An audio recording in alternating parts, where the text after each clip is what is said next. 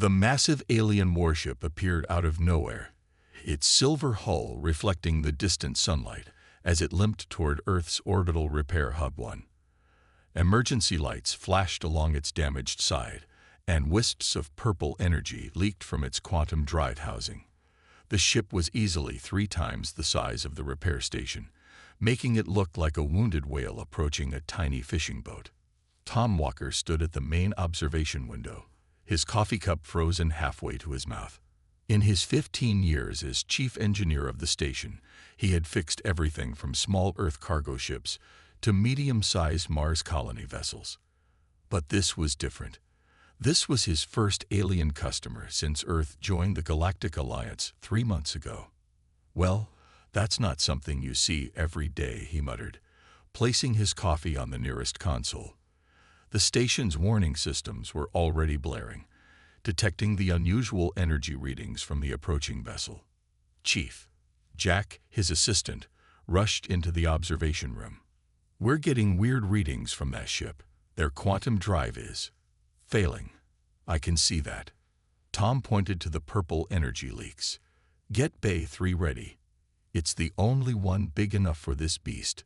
The alien ship's communication system crackled to life over the station's speakers.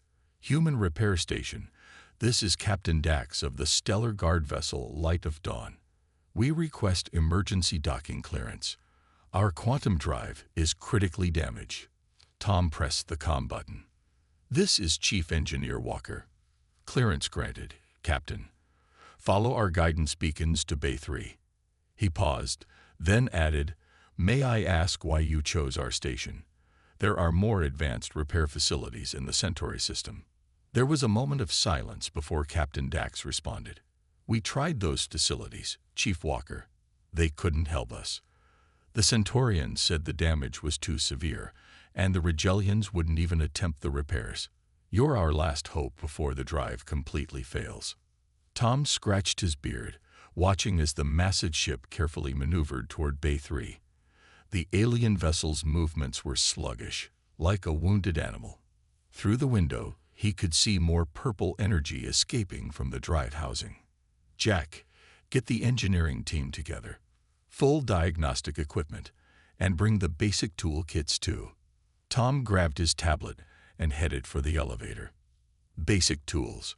Jack looked confused. "For a quantum drive."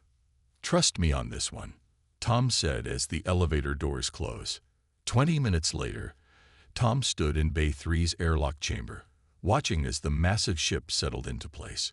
Magnetic clamps engaged with a deep thunk that vibrated through the station's structure. The alien vessel's hull towered above them, its surface covered in strange symbols and patterns that seemed to shift in the bay's bright lights. Captain Dax and 2 crew members met them at the ship's access port. They were tall, humanoid figures with metallic-looking skin and 4 arms each. Their eyes glowed with an inner light that matched the color of their failing drive. "Chief Walker," Captain Dax said, extending their upper right hand. "Thank you for accepting our emergency docking request." Tom shook the offered hand, noting how warm it felt. "Happy to help, Captain. Can you tell me more about the problem?" "Our quantum drive began malfunctioning 3 days ago. The Centaurians said the quantum matrix was destabilizing in a way they'd never seen before. They claimed it was impossible to fix without completely replacing the drive." The captain's eyes flickered. "Unfortunately, a replacement drive would take 6 months to manufacture." Tom nodded, already walking toward the exposed drive housing. He could see the complex quantum machinery through the transparent panels. The technology was far more advanced than anything humans had developed, but something about the way the energy was leaking seemed familiar. He pulled out his tablet and began scanning the drive, while his team set up their diagnostic equipment. The readings were unlike anything he'd seen before, but there was a pattern to them. Something about the way the energy pulse reminded him of an old combustion engine with a cracked fuel line. "Captain," Tom said, looking up from his tablet, "I think I know what's wrong with your drive. And I think we can fix it." He smiled at the alien's surprised expressions. "But first, I need to check something. Jack, "Hand me that wrench, would you?" The aliens watched in confusion as Tom reached for the simple tool. They were about to discover that sometimes the most advanced problems needed the simplest solutions, and that humans were very, very good at finding those solutions. Captain Dax watched with growing concern as Tom Walker circled the quantum drive, holding nothing but a simple wrench and his tablet. The alien crew members exchanged worried glances. Their advanced technology had never been approached with such basic tools before. Chief Walker, one of the alien engineers, spoke up, their metallic skin reflecting the purple glow of the leaking drive. "Perhaps you don't understand. This is a Mark 7 quantum matrix drive. It requires specialized quantum-calibrated tools to even diagnose." Tom smiled as he continued his inspection. Sometimes the most complex problems have the simplest causes. He pointed to a section where the purple energy seemed to pulse more strongly. "See this?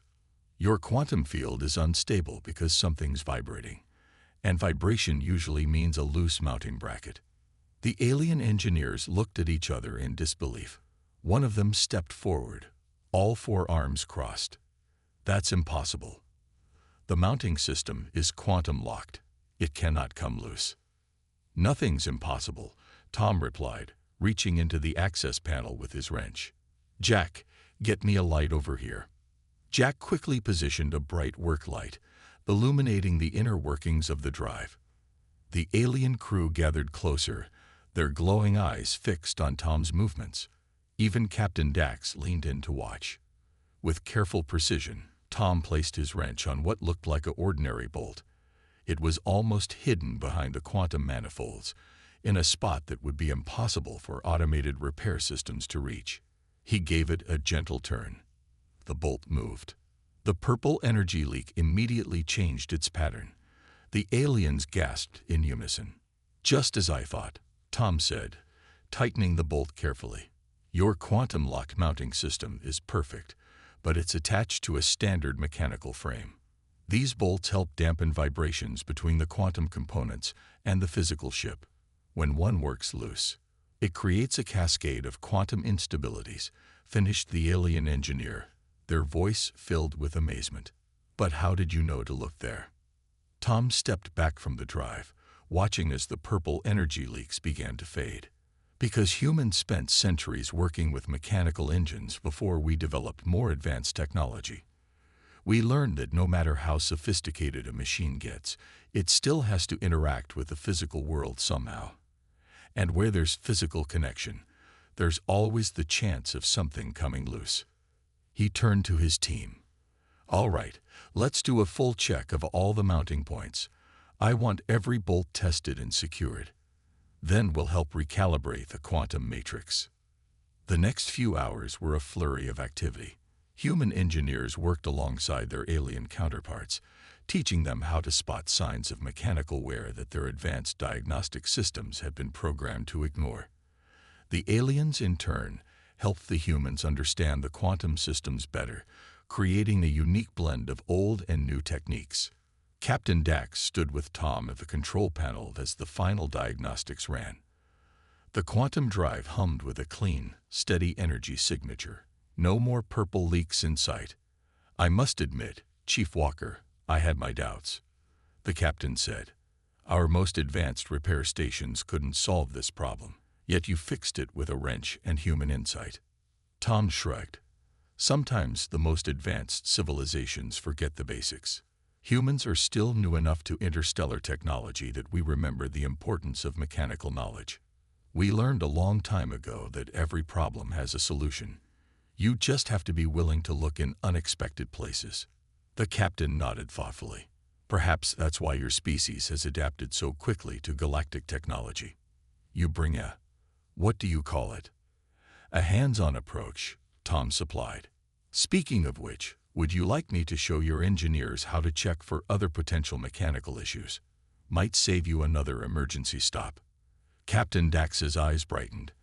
"I believe many ships in our fleet could benefit from such knowledge, and I suspect you'll be seeing more of us at this repair station." Tom smiled, already planning how to expand the station's repair base. Something told him this was just the beginning of humanity's new role in the galaxy. 1 month after fixing the stellar guard vessel, Orbital Repair Hub 1 was busier than ever. Station manager Kate Miller stood at her office window, watching as 3 alien ships waited their turn to dock. 2 more could be seen approaching in the distance, their shapes distinct against Earth's blue backdrop. Another busy day, Tom Walker asked, entering her office with 2 cups of coffee. Kate accepted one of the cups with a grateful nod. That's putting it mildly. Do you know how many repair requests we received this morning alone? 15.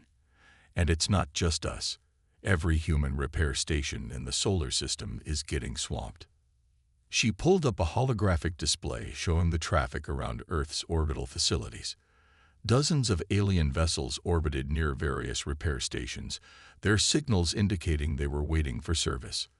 Looks like Captain Dax kept their word about spreading the news, Tom said, watching as another ship dropped out of faster-than-light travel near Mars. Though I didn't expect it to happen quite this fast. Kate took a sip of her coffee. The Galactic Council contacted us yesterday. Apparently, that quantum drive fix you did. The Stellar Guard implemented your mechanical inspection protocols across their entire fleet. They've reduced drive failures by 60%. Just basic maintenance, Tom shrugged. Nothing special about it. That's where you're wrong, Kate said, turning to face him. I've been reading reports from other alien repair stations. They've become so dependent on quantum diagnostics and AI systems that they've forgotten about physical maintenance completely. Some of their repair bays don't even have basic tool sets anymore. Their conversation was interrupted by a priority alert. A massive cargo hauler had just appeared near Jupiter's orbit, broadcasting an emergency signal. Its gravitational stabilizers were failing, threatening to tear the ship apart. Looks like they're heading for Hub 7 near Mars, Kate noted, checking the ship's trajectory. They'll never make it that far, Tom said, studying the readings. Those stabilizer readings are critical. They need help now. He turned to Kate. We've got Bay 4 empty. We could take them. Kate frowned. Bay 4 isn't rated for a ship that size. By modern safety standards, no. But we've got the old emergency clamps from before the station was upgraded. If we route power from the secondary systems, Tom was already running calculations on his tablet. You want to use outdated equipment to dock a failing alien ship that's too big for our bay? Kate asked, raising an eyebrow. The Galactic Safety Board would have a fit. Tom grinned.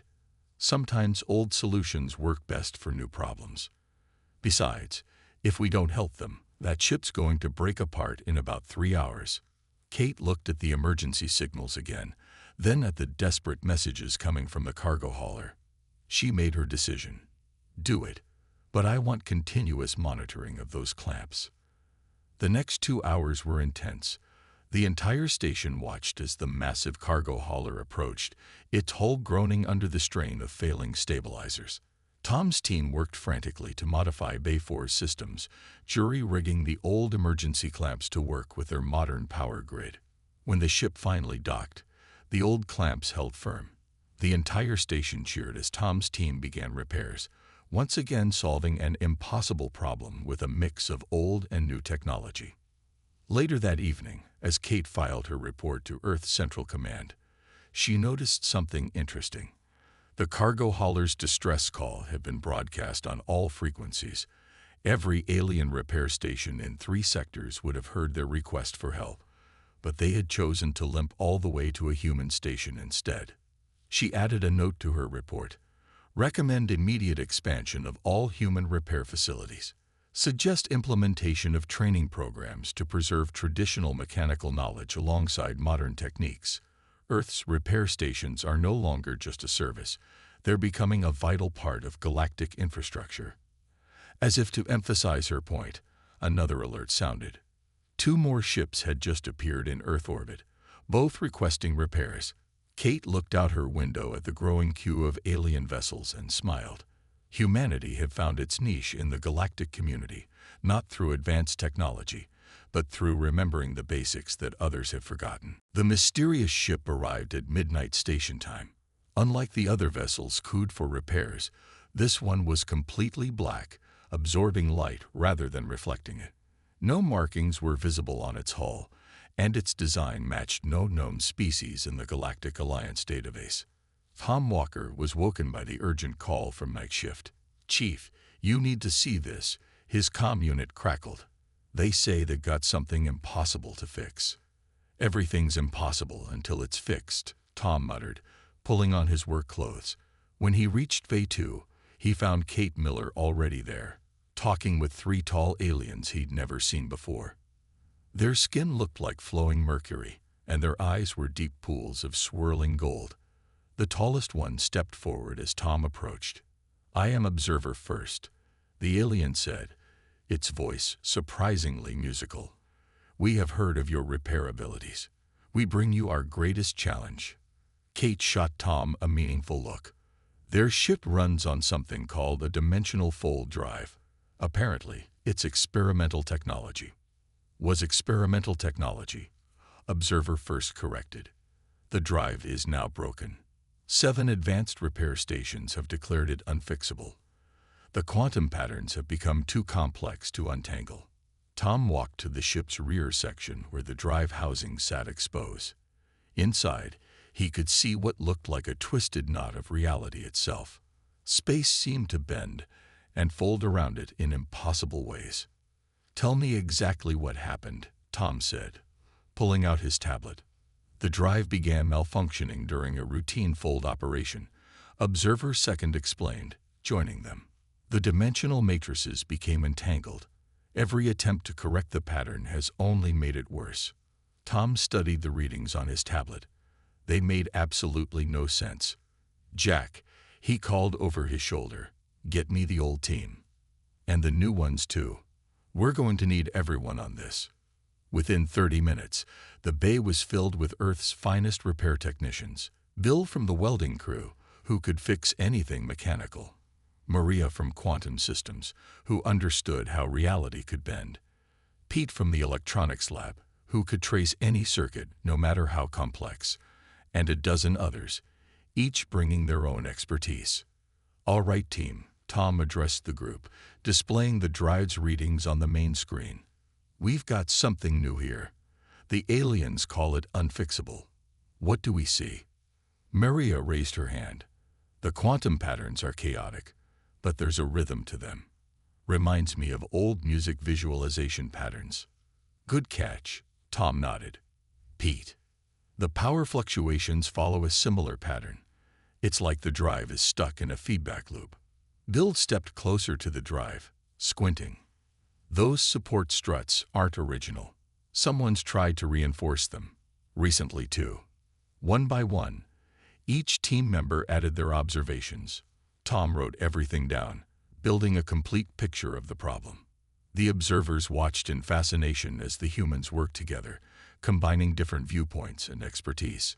"This isn't just a quantum problem," Tom finally announced. "The physical repairs changed the drive's resonance. That affected the power flow, which disturbed the quantum fields. Everything's connected." He turned to his team. "We're going to fix this step by step. Bill, you're on structural analysis. Maria, map those quantum patterns. Pete, I want power flow diagrams. Everyone else, pair up and start checking every system that connects to this drive. Let's solve this puzzle one piece at a time." Observer First stepped forward. "You believe you can fix what 7 advanced civilizations could not." Tom smiled. "Those 7 civilizations probably looked at this as a single complex problem. We see it as many simple problems working together. And simple problems." He picked up his trusty wrench. "Those we can fix." The team spread out, each focusing on their assigned tasks. As Tom watched them work, he realized this was what made humans special. Not their technology or their knowledge, but their ability to break down the impossible into possible pieces. The challenge ahead was enormous, but Tom had never felt more confident. Sometimes the most advanced problems needed the simplest approach.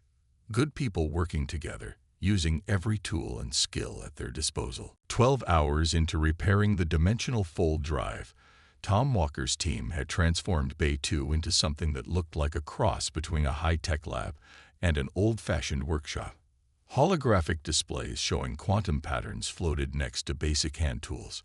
Modern diagnostic equipment sat beside mechanical gauges. Found something. Bill called out from underneath the drive housing. He slid out on his creeper, his face smeared with grease. These support struts, they're vibrating at a different frequency than the rest of the ship. That's what's causing the power fluctuations Pete spotted. Maria looked up from her quantum readings. He's right. The vibrations are creating tiny distortions in the dimensional field. But why didn't the other repair stations catch this? Because they only looked at the quantum readings, Tom said, examining Bill's discovery. They never thought to check the physical structure. He turned to Observer First, who had been watching silently. Who installed these support struts? The third repair station we visited, Observer First replied. They said the original struts were insufficient for the stress of dimensional folding. Tom nodded. They were half right.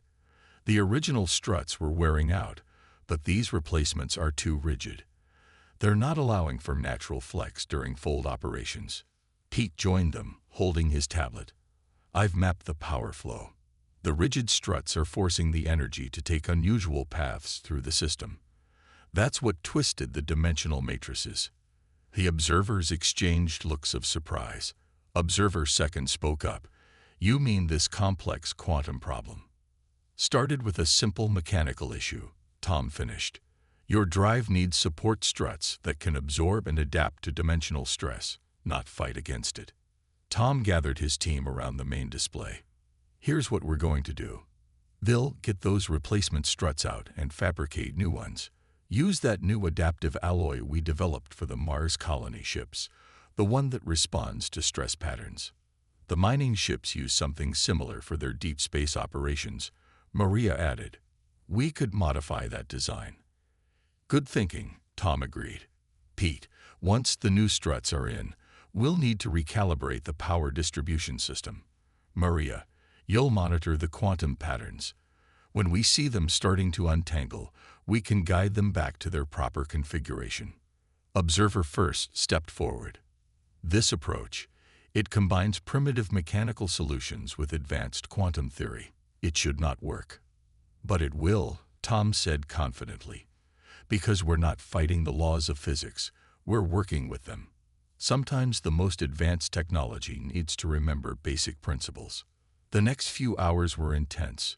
Bill and his team crafted the new support struts, testing each one carefully before installation.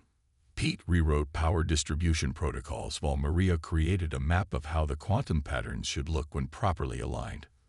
Finally, everything was ready. Tom stood at the control panel, his team at their stations. Starting power-up sequence now. The drive hummed to life. On the displays, they could see the quantum patterns slowly beginning to shift. The new support struts flexed slightly, absorbing and distributing the dimensional stress exactly as planned. Quantum patterns are realigning, Maria reported, excitement in her voice. The dimensional matrices are untangling themselves. One by one, the twisted knots of reality straightened out. The drive's glow changed from a sickly purple to a healthy blue. Power readings stabilized, and the support struts settled into a steady rhythm of micro-adjustments. Observer First's mercury-like skin rippled with what seemed to be amazement. You have done the impossible. Not only have you repaired the drive, but you have improved its efficiency by 20%. Tom shook his head. Not impossible. We just had to step back and look at the whole picture. Every advanced system is built on basic principles. Forget those basics, and no amount of advanced technology will help you. As the team began cleaning up their tools, Tom noticed Kate Miller standing in the doorways, smiling. She held up her tablet, showing him a message from Earth Central Command. Guess what?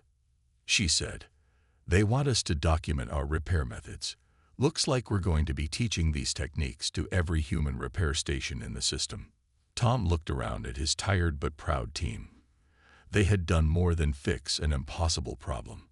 They had proven that humanity's primitive knowledge was just as valuable as advanced alien technology. Sometimes, the best way forward was to remember where you came from. The emergency alert woke Tom Walker at 3 in the morning. He was used to urgent repair calls by now, but this was different. Kate Miller's voice carried an edge he'd never heard before. "Tom, get to the command center. Now." When he arrived, the center's main screen showed a sight that made his heart skip. A massive fleet of ships was dropping out of faster-than-light travel near Jupiter's orbit. Hundreds of vessels, many of them damaged, all broadcasting distress signals. "Refugee fleet," Kate explained, her face grim. "Their home system's star went supernova.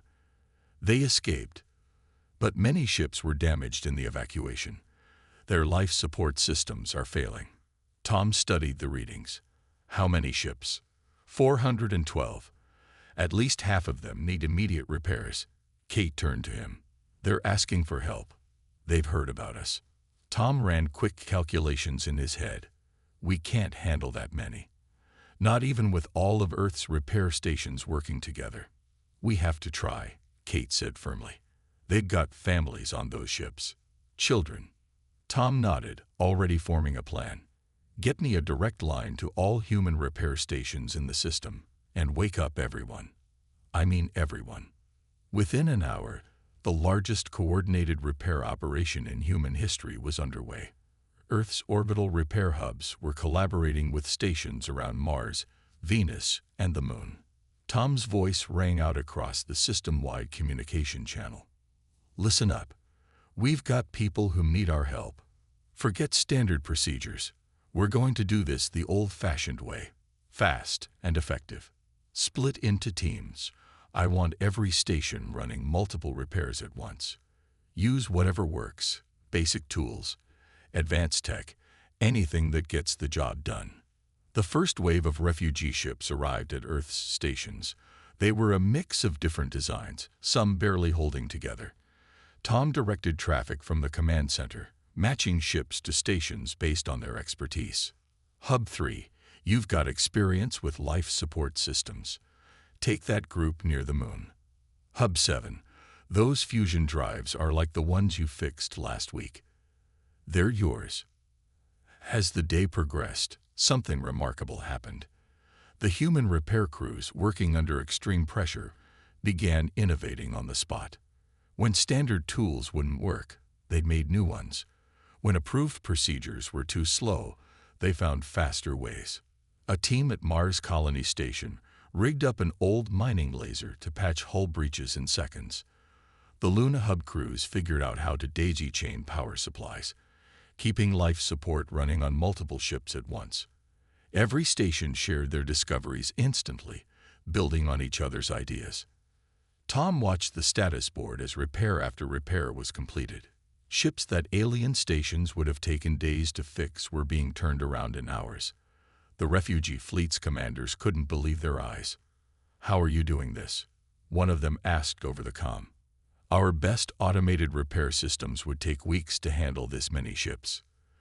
"That's exactly why we can do it," Tom replied, directing another damaged ship to an available bay. "We're not automated. We're human.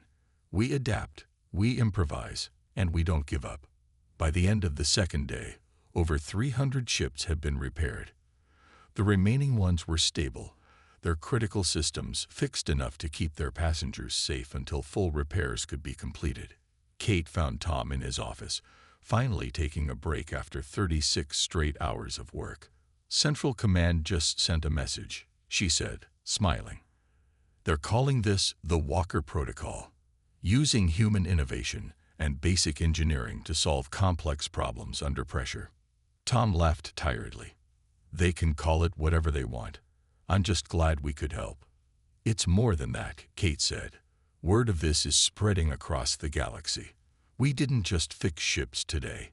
We showed everyone that humanity's greatest strength isn't our technology. It's our ability to solve problems in ways no one else would think of." Through his office window, Tom could see the last group of refugee ships being guided into repair bays. Each one carried families who would live because humans remembered that sometimes the old ways were the best ways.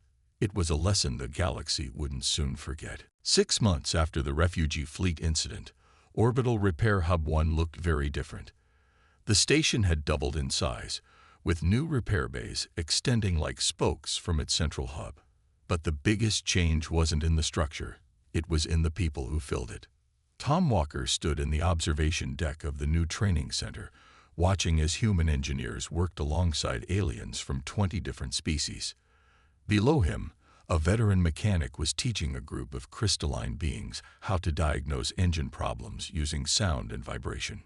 "They're learning fast," Kate Miller said, joining him at the window. "Who would have thought that aliens would be so interested in what we considered outdated skills?" Tom smiled as he watched a young human engineer demonstrate the proper use of a wrench to an alien with tentacles. Sometimes the oldest knowledge is the most valuable. Speaking of which, how's the new galactic engineering standard coming along? Kate pulled up a holographic display. The Galactic Council just approved it. Every repair station in known space will now be required to maintain a full set of basic tools and trained personnel who know how to use them. They're calling it the human approach to technological repair. Fancy name for check the simple stuff first, Tom chuckled.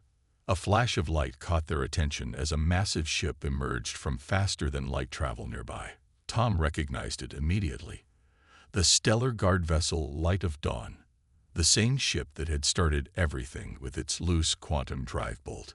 "Captain Dax is here for the ceremony?" Tom asked. Kate nodded. "Along with representatives from 50 other species. Nobody wants to miss the official opening of the Galactic Repair Academy." The ceremony was held in the station's new central hall. Aliens of all shapes and sizes gathered to watch as Captain Dax, now Admiral Dax, stepped up to the podium. 1 year ago, the Admiral began, their metallic skin gleaming under the lights. "A simple, loose bolt taught us a valuable lesson. We had become so focused on advanced technology that we forgot the fundamental principles that made that technology possible. Humanity reminded us of what we had lost." The Admiral gestured to the training facilities visible through the hall's windows. "This academy will ensure we never forget again. Here, the wisdom of human repair techniques will be combined with the most advanced phylactic technology. Every graduate will learn that true expertise isn't just about knowing the newest methods. It's about understanding the basics that make everything work." Tom listened from his seat, remembering that first repair job. Who could have guessed that a simple wrench would change humanity's place in the galaxy? After the ceremony, Tom walked through the busy corridors of his expanded station. In one bay, human and alien engineers were developing new hybrid tools that combined simple mechanical principles with advanced quantum technology. In another, a team was testing improved versions of the adaptive support struts that had fixed the dimensional fold drive. He stopped at his favorite observation window, looking out at Earth below. The planet was surrounded by a growing network of repair stations, each one a beacon of human innovation and practical knowledge in the vast galaxy. A young engineer approached him, holding a tablet. "Chief Walker, we've got a ship coming in with an unusual problem. Their AI repair system can't figure it out." "Have they tried checking it manually?" Tom asked. The engineer grinned. "That's the first thing we suggested. They're willing to learn." Tom nodded approvingly. The galaxy was changing, and humanity had found its place in it.